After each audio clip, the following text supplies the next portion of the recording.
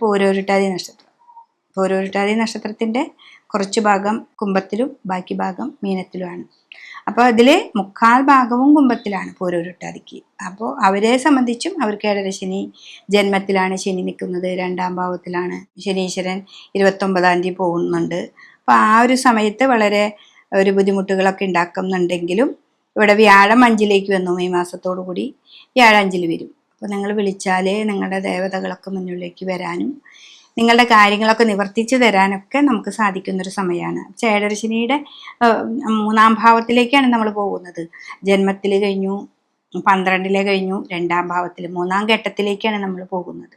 അപ്പം അതനുസരിച്ച് നമുക്ക് മുന്നോട്ട് പോകുമ്പോൾ ശനീശ്വരൻ നമുക്ക് നല്ല അനുഭവങ്ങളാണ് കൊടുന്നു തരിക. വ്യാഴനെ നന്നായിട്ട് പ്രയോജനപ്പെടുത്തുക.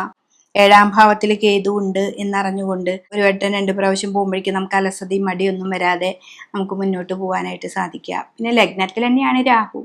അപ്പോഴും ചെറിയ ചെറിയ രോഗങ്ങൾ സ്കിന്നിലൊക്കെ ഉണ്ടാക്കും. അപ്പോൾ അതൊക്കെ ഒന്ന് ശ്രദ്ധിച്ചാൽ മതി. പിന്നെ നിങ്ങളുടെ കുടുംബക്ഷേത്രത്തിൽ നാഗങ്ങളൊക്കെ ഉണ്ടെങ്കിൽ അവർക്ക് പറ്റത്തക്ക വഴിപാട് ചെയ്യുക.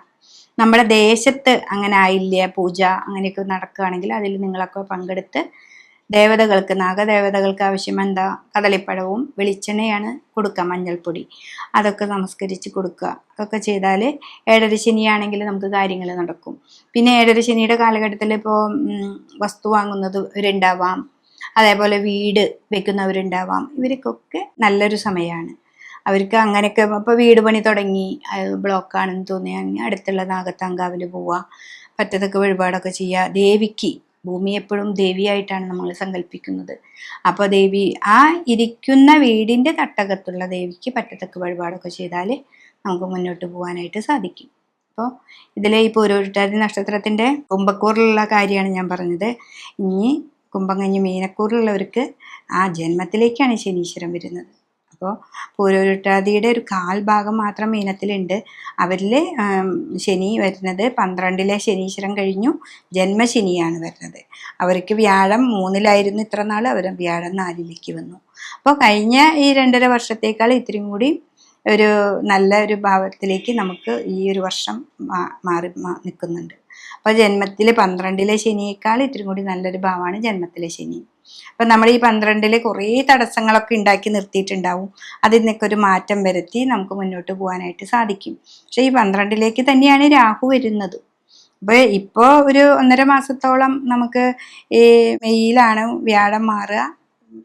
ഈ മാർച്ച് 29-ാം തീയതി നമുക്ക് ഇതിലേക്ക് വരുന്നുണ്ടല്ലോ.